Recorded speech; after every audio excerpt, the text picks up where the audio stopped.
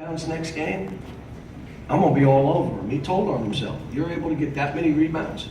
You're able to go above the rim against a team like that rebounds like crazy offensively. But we worked and said, look, they're gonna shoot threes. And he went after the ball. He was screaming to grab balls too. Grabbed them with two hands. Really proud of him.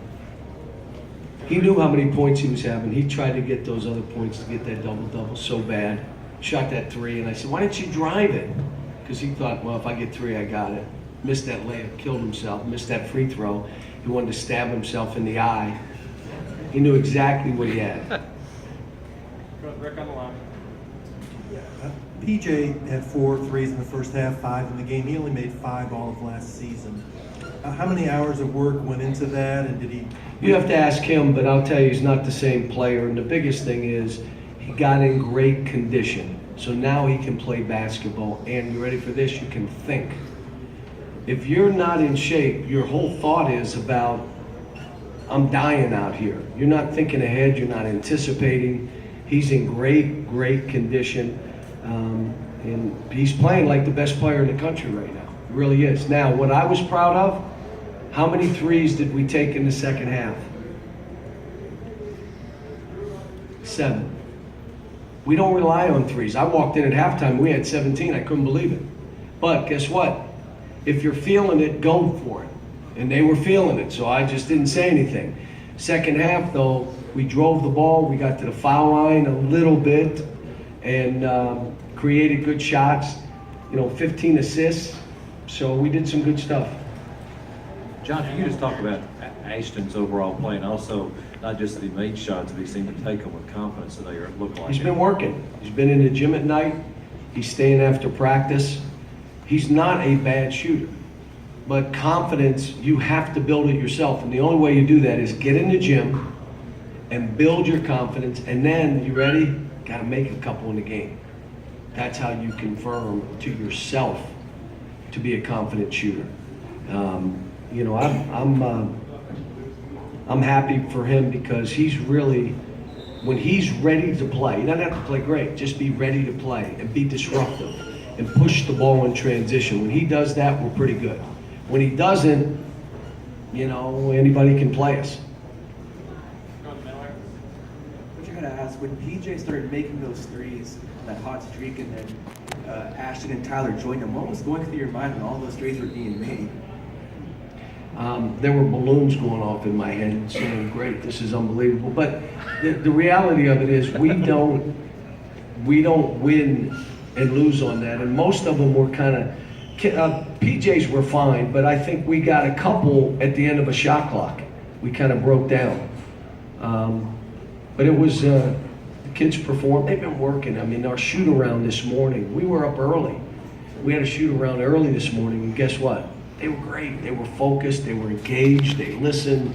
There was no one pouting and this is a young team. Did we start 4 freshmen today and a sophomore? Yeah. I mean, we're a young team to be doing this. John, what does it say to the maturity or maybe the empowerment of the team? So many different players played really well the first game after losing a key player in the league. Sometimes they all understand without Reed, we're going to have to do this together. And I think they all came together and did it. I mean, this was an effort on both sides of the ball. With Nick and EJ, you got some shot blocking now. We had 7 blocks. They lead the league and they had 1. We had 7 blocks. Now we got length. PJ blocked a couple. It's just, look, I'm having a ball coaching these guys because they're learning to not listen to the clutter that everybody's trying to tell them what to do and trying to feed their ego or flatter them. They're understanding that's poison. And to understand that as a 19-year-old, when you like to hear that stuff, they're getting to understand that, man, that hurts me. So all the stuff, and you're right, they're becoming empowered. They're coaching each other. It's just fun to see. And we got, how many games do we have left? Left here with Gentry. Coach, was there anything in particular about the matchup or the way the game played out? Why you attempted so many threes early? Was it just a matter of They left some people. They were going to make sure that PJ was guarded by two. And then some of them were down to the end of a shot clock where we had nothing else to shoot and shot it and went in.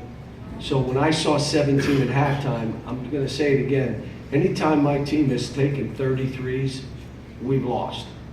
So when I saw 17, I'm like, we're not doing this in the second half. That's not who we are. We happen to make them great. Now we're going to go and play how we play, and we did. And we did fine. Back and right. Cal is between Nick and EJ, 10 points, 10 rebounds, 6 blocks, 3 steals. Is that a perfect number, especially if Keldon's going to rebound like his hair's Yeah, on we fire? need probably a few more rebounds by those two.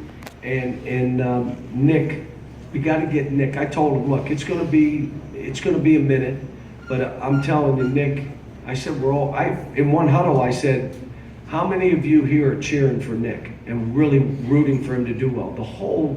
Everybody, me, the coaches, we all want him to do well, but we can't do it for him. And most of the stuff is just energy, like loosen up your mind. You have what you call stinking thinking. You just got to loosen up your mind and go play.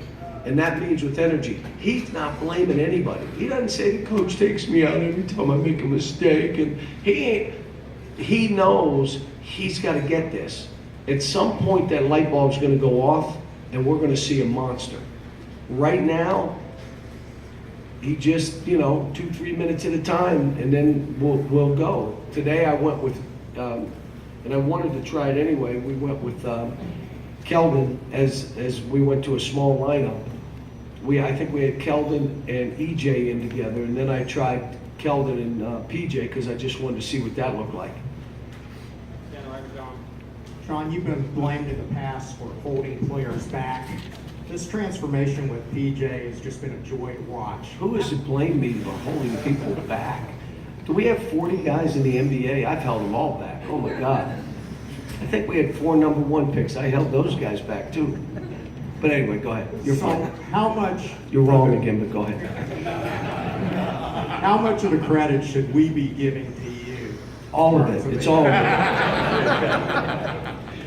My wife said, it's only, what's this life about you? And I go, yeah. The only one that works here. So anyway. Then she throws something at me. You say you love coaching players for more than 1 year. Sure. What does this say to how the players can? Here's what I would say. This is a great lesson. PJ, without going through this, having to go in that league, maybe be a second rounder playing the G League, his life just changed now because he decided to come back when other kids all left. He made a choice for him, kind of like what Willie Cauley-Stein did. I'm coming back because I need to come back. The ego of this sometimes forces kids out early. If he leaves, I'm leaving. Well, what's that have to do with anything for you? If I had a chance to coach kids 3 and 4 years, I would absolutely love it. I would love it. At this point, it's not the way this thing works. Now, if they, and again, I'll say what I said before, the reason they're going to 18 is the G League stuff wasn't going to work. Like, we're going to let you all in the G League. Everybody's like, we're not coming. So now they go and we're going to let 18-year-olds, hopefully 50 will want to come. How many will be drafted? 5, 4? The rest will hopefully go to the G League. My thing is, let's not devalue education. The NCAA, in their infinite wisdom, should not even think about a baseball rule or anything else.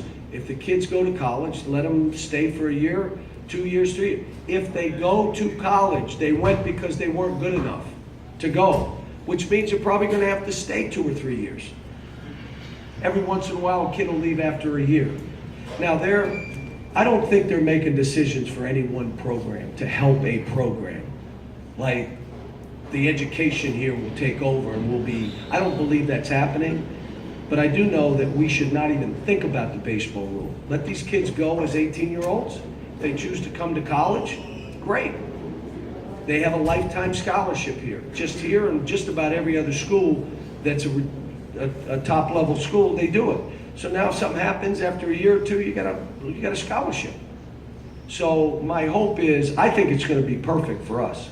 I mean, I'm gonna go kiss Adam, tell him this is beautiful for me. So it's good. Back to Jerry. John, a two-part, why? You get one question, Jerry. Okay, one long, elongated question that it branches off. Okay.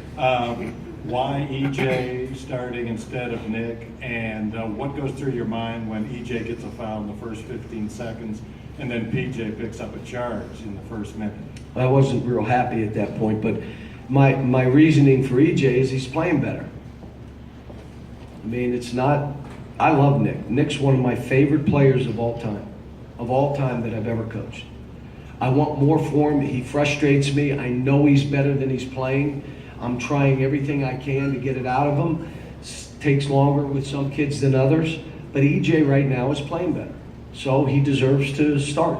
Now, Nick played 20 minutes, so how much did EJ play? 23. So they're going to get about the same minutes. But what about the fouls? I mean, They happen. What I tell them prior to the game is this is not football. If a guy has a layup, let him go. Don't foul. We'll score in 9 seconds later, so it's not football. Last question, Brian in the back. I was curious if you saw the video that Joe B did for you after winning 298 games for you. I did. Well, that was the one you showed me. Yeah. Yeah, I did see it, and he came to practice yesterday.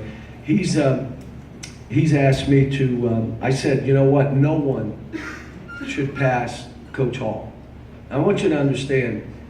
He walked into this situation following maybe one of the best coaches to ever coach this game, who was here 42 years.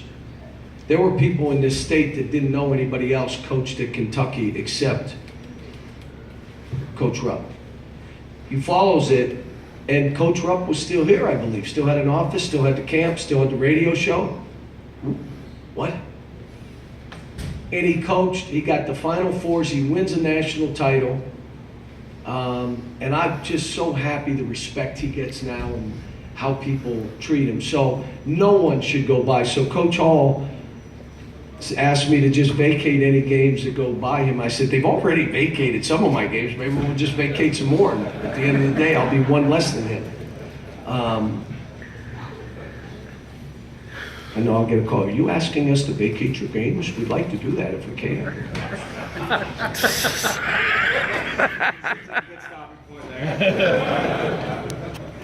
Coach Pearl will be out in a few minutes.